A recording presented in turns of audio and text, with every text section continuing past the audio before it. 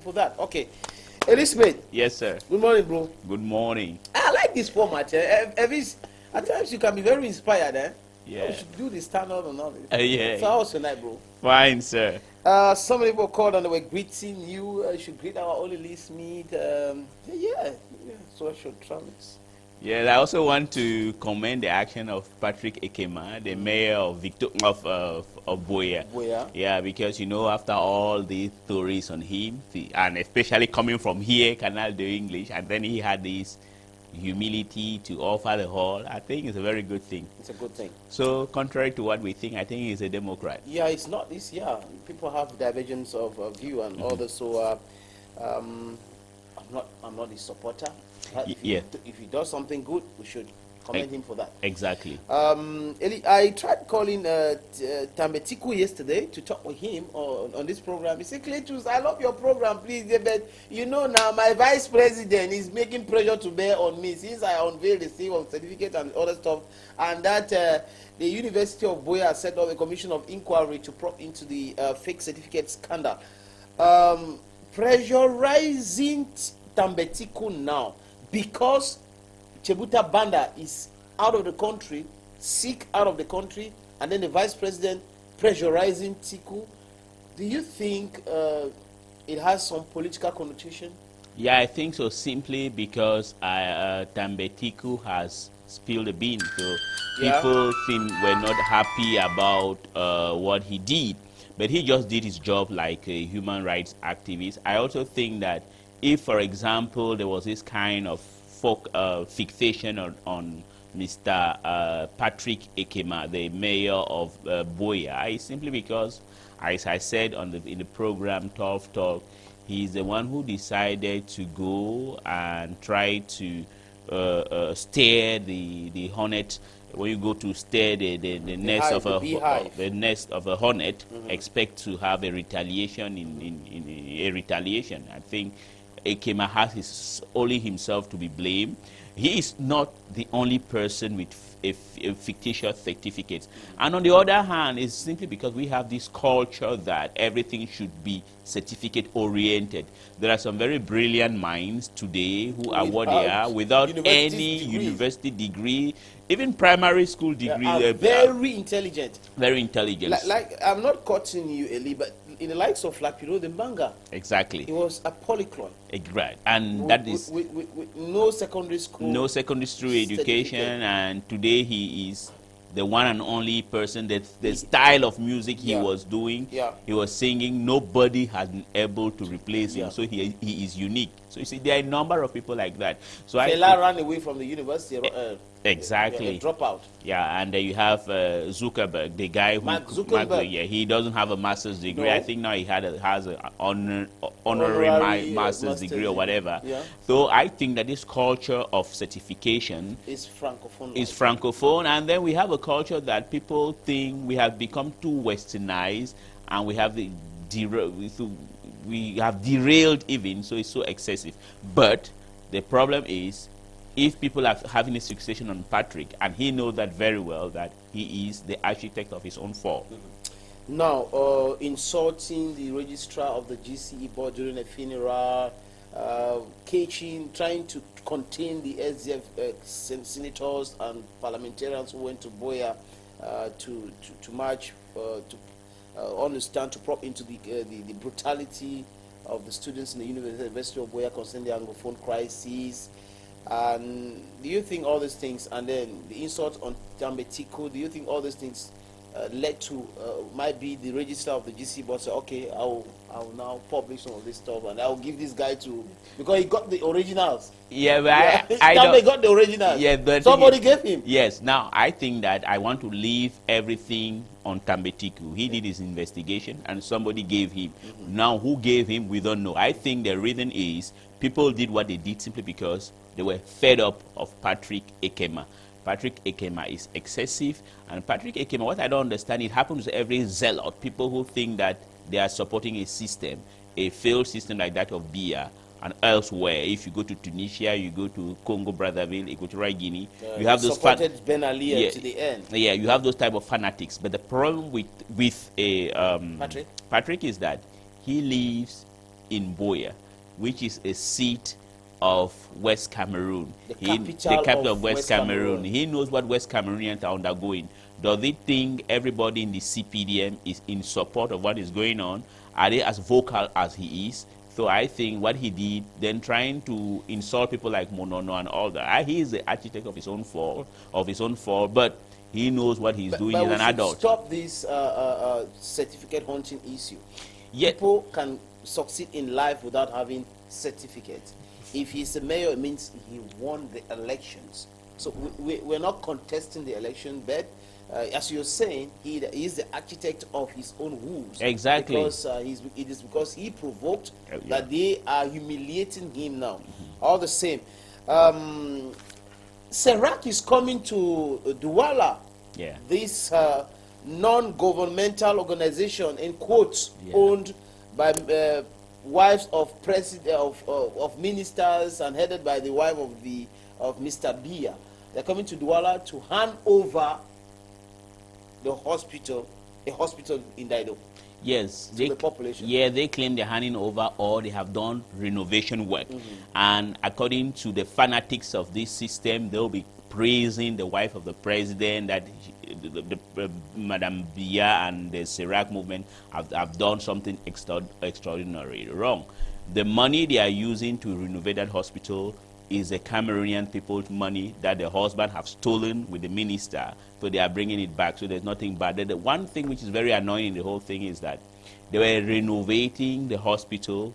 How can you put paint in a room where you have patients who are sick people? So you know that respiratory problems. So I think it's just because we live in a country whereby a lot of people have a culture of immediacy. We don't know how to fight for our own rights, so that's the reason that we are accepting those things. So, and the other thing is that Serac is in Douala, and the traffic jam today is going to be hellish. Already in normal days, when we don't have one of the wives of those dictators coming to Douala or whatever, Douala is not very fluid, so today is going to be hell. So I think that there is no room to congratulate her for that thing or what she's coming to do in Douala. The money she's using is not money of... It belongs to the taxpayer. It belongs to the taxpayer's money. It is the taxpayer's money. Taxpayer's money. So personally, I don't have anything to congratulate her for. I understand there are some people who tell me that, no, you are too hard with that lady. Yes, but she's the wife of a despot. And there's no sympathy that we have to give to Madame Bia, nor the wife of Philemonia, who is going to be coming here in Douala today, and then they're going to block the circulation. Those people whose illness it's going to slow down the economy for us and us. Exactly. Just because they painted a hospital and that they are coming to give a painted building to the population. That's Cameroon. That's Cameroon. Why not build another hospital and then come and offer to the population, if you like what the footballer did in Samuel to build something a befitting structure in that Daido hospital, and then come and offer it to the population. It is not even intoxicating people, giving them respiratory problems because you want to showcase something. The elections are coming next year, so you want to a philanthropist, our organization is this and that. That's the question, where is their money coming from? And we have the answer. It is taxpayers' money. It's your money, it's my money. We pay the taxes. Elie, yes sir, I want us to talk about two persons today. Nikolai Ivanovich off, and again the cock. Yes. Well, perhaps I'll start with the African man. Yeah. I'll start with Eugene de Kock. Eugene de Kock was a very fanatical supporter of the South African apartheid regime. He was heading a special unit of the police called then Vlaksplaks, and it was a very violent movement that was targeting black people or black nationalists of the ANC, Azania, and you name it. But the problem, the irony in it is that so fanatical as Eugene de Kock was, when by 1994 apartheid was already or had already unraveled, those of the Nationalist Party that he was supporting decided to drop and dump him. They sacrificed him as the new South Africa was about to be born. And the other person we want to talk about is Nikolai Ivanovich. But before we come to Nikolai Ivanovich Yeshoff, again, the Kock, it holds true in most of these our countries. In the Democratic Republic of Congo, the then Zaire, there were some fanatics Exactly. who never thought Mobutu would fall. He fell in Exactly. 1997. Exactly. Some fanatics thought Ahidjo would die in power. He left. In Congo, some people are thinking that Sassou Nguesso is going to die as president or live there for eternity, but no. Yeah. It's not going to. So it's a lesson, right? Yeah, exactly. That's the reason why I decided to bring up these names. Yeah. For example, let's talk about Congo Brazzaville. There's the director of the Congolese police. His name is General Jean-François Ndenge, an unapologetic criminal. He kills people summarily. I even have an interview, a phone call that we had that I even posted it on Facebook the other day, where he was calling people and saying that I'm going to kill you. You want this country to become so? But he thinks that Sassou Nguesso is going to stay there for eternity. But he's going to be surprised that one day Sassou Nguesso might die or he might be overthrown, and then he's going to be treated as his children. And his children might pay for what they did not They will certainly pay because he is so violent, Jean-François Ndenge. He killed one guy called Mao, who was a cripple. He took him because in Brazzaville, Jean-François Ndenge has his own special prison in a neighborhood called Winze. That is where he keeps people there. He kills them as he pleases because he wants to please dictator Denis Sassou Nguesso. That's the reason why I decided to bring this problem of Eugene de Kock. It is a lesson to Patrick Ekema. Yeah, exactly. Patrick Ekema and others. And you said off the cameras that one CPDM diehard recognized at last that there is an Anglophone problem and that Anglophones are suffering in Cameroon, and that the problem must be treated squarely. Exactly. Because they thought the resistance will not last long. Of course. But now they look like what they are seeing in the field, the resistance, what they are seeing now today is that the resistance continues. Exactly. So on the TV channel, he said it clearly. Sure, he said it yesterday during the program called Carte sur Table on the sister television called STV. And the person in question is Hervé Emmanuel Nkom. Nkom has been a guy who was so fanatical, claiming that what the Anglophones were doing was, there wasn't any Anglophone problems. But yesterday I was surprised but happy that at a long last, he said, yes, there is an Anglophone problem and it has to be solved. You know, in life, it's never too late, to apologize. Yeah. Now, we have to talk about another individual. His name is Nikolai. Nikolai Ivanovich Yehov was a guy who was at the head of what was called during Stalin. If you know Stalin, Stalin had a secret police. Stalin also was a very brutal dictator. Very brutal. He has killed more than 20 million people. Yeah. Joseph Stalin, who came from, not from Russia, he was not a Slavic person, he was a Caucasian, he came from Georgia, but very violent. The credit is that he is the one who gave Soviet Union its nobility, but then he was very violent. Then he had his secret service called the NKUD. At the head was a certain Nikolai Ivanovich. Ivanovich, to show how sad, how appalling he was, he had a list every day that he drew, that today I am going to kill, or I have killed 1,000 Chechen, 3,000 Ukrainians, and things like that. He was not a very tall man, but he told everybody that this arm that I have is the arm as solid as steel, is the arm of Stalin. And he killed for Stalin to a point where that I think Stalin was even overwhelmed, and one day Stalin decided to kill him, and Stalin did even worse. All photographs wherein he had a picture, he took a photo up with Ivanovich, he decided to remove, to destroy. It just shows simply that if you are a fanatic working for a despot or a kleptocrat, he doesn't love you, he loves himself and his family. Let's come to Cameroon. Some of them who call themselves die-hard CPDM members, most of them are in the monkey house in Kondenge and Newberg. Sure. Some of them were even humiliated in their offices. Sure. I don't want to talk about TMC. Some of them, when Transparency International said were very corrupt, the former Prime Minister Inoni, he came out and insulted Amnesty International 1998, 1999. Where is he today? In prison. In prison, yeah. Ababa thought, no, I'm from the same region like the president and stuff like that. Where is he today? Most of them are in prison. So it should, that is a telling message to guys like Atanganji, the Patricks, and the others. Exactly. That you think he is your friend, but be very careful.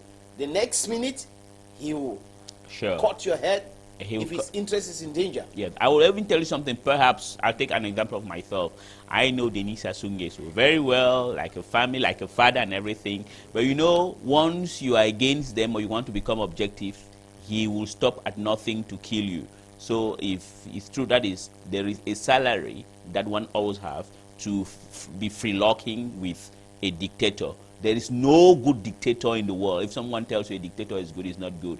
That's the reason why I'm. Either you speak the truth, or you be a follower. You be a follower. And if you speak the truth, they will respect you. Sure. They will not come for you. They will respect you. They will respect you. But Exactly. if you're that person who eats with them today, and then you want to play fast one on them, they will decapitate you. They will decapitate you. So that's the reason why whenever a dictator is killed, I am very happy. Yeah. That's the reason why I love George Walker Bush and Tony Blair. Why? Because they had to do away with a very violent dictator called Saddam Hussein al-Trikiti, who was so violent and so tribalistic that he even exported it to Africa. You know, in 1989, when Mauya Ultaya decided to kill and expel Mauritanian of Negro-African ancestry, he did it simply because he had the support of one man, Saddam Hussein. So I have no tears to shed on the death of Saddam and other dictators. And other dictators. Yeah, because for sure, they'll say there are some good dictators, there are some bad dictators, but if you start killing your people, you cannot be a good person. Never. If you have blood in your hands, you can never be a good person. Thou shalt not kill. Okay, Elie, yes, sir. Thank you so very much for coming. But before you go, tell me, Elie, if your wife, you meet her insulting, you meet your wife insulting your mother, how are you going to react? Jesus, insulted my mother. Your mother? No, it's not going to work out. You know, the thing is that I love my mother very much, right? Mm-hmm. And under no circumstances will I accept my wife to insult my mother. It will never happen. If it happens... Now she's not your wife. She's not my wife. You know, between choosing my wife and my mother, I always choose my mother. The bottom line is drawn. Yes, mother. Exactly. Your mother. Yes. Crystal clear. Sure. Okay. Let's have our talking point on the screen. Our food for thought, Our food for thought on the screen, Jano, so that Elie comments. Then we'll be having our surname. I might be receiving senior. Oh my God. Bibi Mawinina senior. Sometimes, let me have some difficulties reading the talking point. The food for thought. Okay. Sometimes the things that we are desperately holding on to is the thing that is holding us back. Yes, unfortunately. Sometimes we love some things, and those are the things that are like the impediment to our growth. Yeah. But so we need to have this courage, which is not easy, to share the way things that are obstacles to us. I know Tabitha's obstacle. I know it. I don't want to say it here. What is the obstacle of Tabitha? What is I told her I'm putting clinching on it and really? Yeah. And holding her back. Yeah, and that thing will bring her down. No. What thing is that? Set the cat out of the bag. You want me? Yes. You know it. What is it? I don't know it. It might be something you know so well. What is it all about, Cletus? Elie, yes. Tomorrow is another day. God willing. Surname. Surname.